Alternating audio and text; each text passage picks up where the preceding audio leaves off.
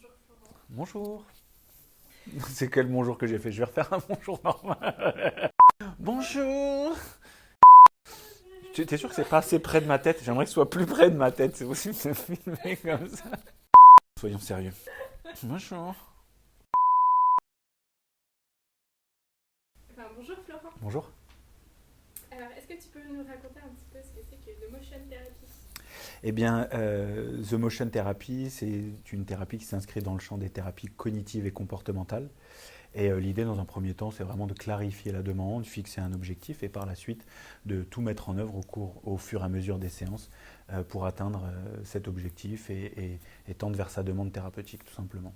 La particularité de The Motion Therapy, c'est que c'est une thérapie incarnée, où on utilise les mouvements en fait, qui sont inspirés de la boxe pour avoir comme clé d'entrée le corps.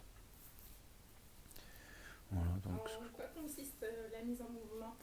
En fait, la mise en mouvement, c'est vraiment le point central lors de la séance. C'est-à-dire qu'après un moment d'échange, de partage, eh bien, je vous propose tout simplement de vous lever, d'enfiler des gants et de vous mettre en mouvement avec des exercices qui sont inspirés de la boxe. La particularité, c'est que chaque mouvement, chaque exercice a une intentionnalité particulière, a un objectif particulier et est directement en lien avec votre demande thérapeutique et contribue directement à l'atteindre. La particularité, c'est qu'au lieu de simplement parler, de verbaliser, eh bien là, on utilise le corps comme clé d'entrée.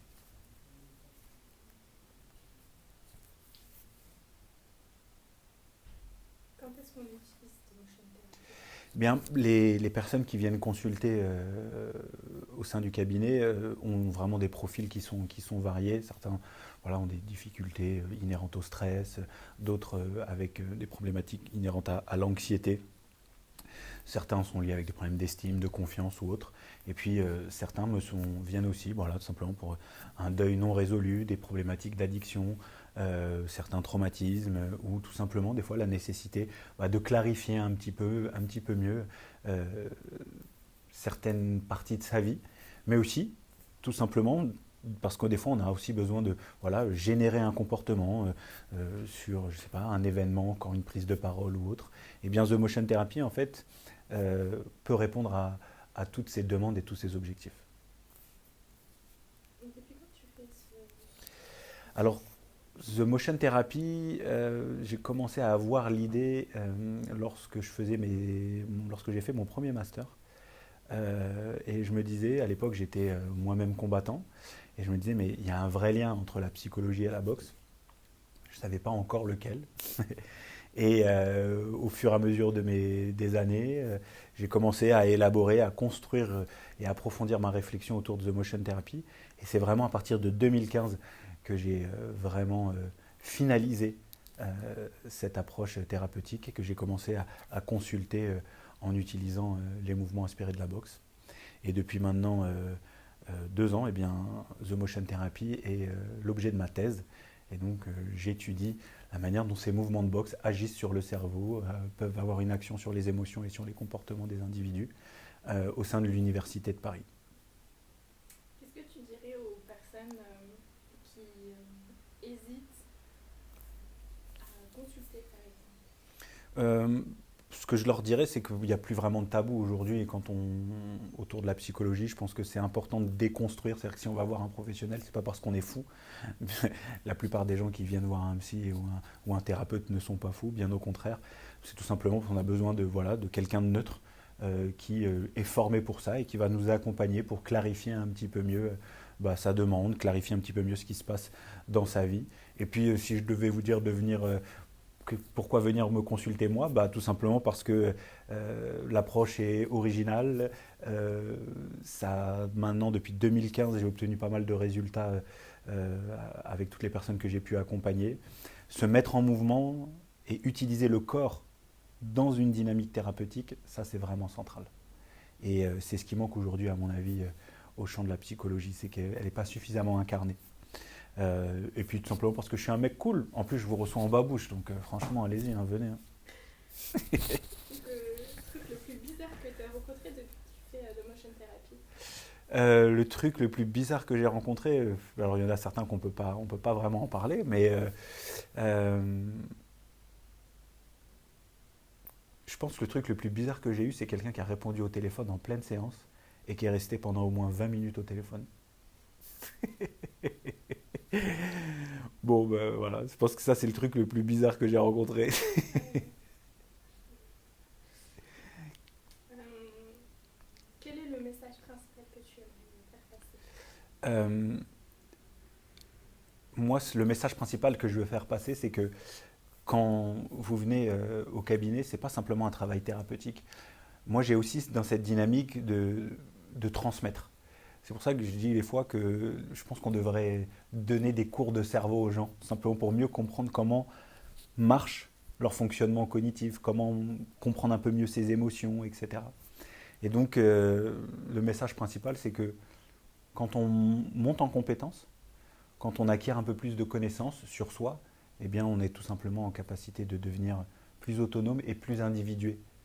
Voilà, ça, je pense que c'est un processus qui est central, qui est l'individuation. Pas être individualiste, mais individué. Et mon message, ce serait celui-ci. Ouais. Est-ce que tu peux préciser ce que ça veut dire individuel? Individué, en fait, tout simplement, c'est devenir un individu à part entière, en fait, tout simplement. On se construit dans un cercle familial, un cercle social, et effectivement, on adhère et on emporte avec soi, avec certaines valeurs, par exemple, et puis il y en a certaines avec lesquelles on est moins à l'aise, et on va s'approprier ses propres valeurs, on va construire ses propres valeurs, ses propres paradigmes, et devenir un individu à part entière. C'est aussi un processus d'émancipation, l'individuation. Euh,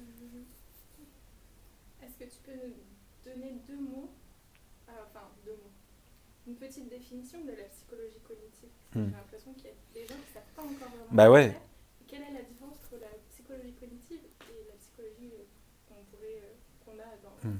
toute notre conscience? Alors, il y a plusieurs choses. Ce qu'il faut voir, c'est qu'il y a la psychologie, d'accord? Et dans la psychologie, il y a des sous-disciplines. Donc, il y a la psychologie sociale, il y a la psychologie clinique, donc la majorité des psychologues sont des psychologues cliniciens, hein. Et puis, il y a la psychologie cognitive, même s'il y a aussi des psychologues qui sont d'orientation cognitiviste. Et la psychologie cognitive, c'est l'étude des processus mentaux, comme la mémoire, comme l'attention, comme les émotions. Eh bien, en psychologie cognitive, on va étudier tous les processus qui se passent dans votre cerveau. Et moi, la particularité, c'est que je m'inscris dans ce qu'on appelle la cognition incarnée et située. Désolé, le mot est un peu compliqué, mais en fait, c'est tout simple. C'est simplement dire qu'on n'est pas juste un cerveau, que le cerveau, il interagit avec le corps, que le corps interagit avec le cerveau, hein. Donc, il y a vraiment une relation qui va dans les deux sens, qui est bidirectionnelle. Et on dit aussi qu'elle est située, tout simplement parce qu'en fait, bah, le corps et le cerveau, il évolue dans un environnement. Et donc, voilà, on étudie voilà, la manière dont le cerveau et dont le corps interagissent dans un environnement donné. Dernière question. Mm. Si tu avais un petit exercice qui te dirait, qui te prouverait que la psychologie cognitive et ce que tu fais serait efficace, quel genre d'exercice tu donnerais là rapidement? Là, rapidement, Très vulgairement. très vulgairement, la première chose que je ferais, c'est tout simplement pour vous montrer qu'il y a une vraie interaction entre le corps et le cerveau. La première chose que je vous proposerais, c'est de vous lever et de vous mettre en garde de boxe.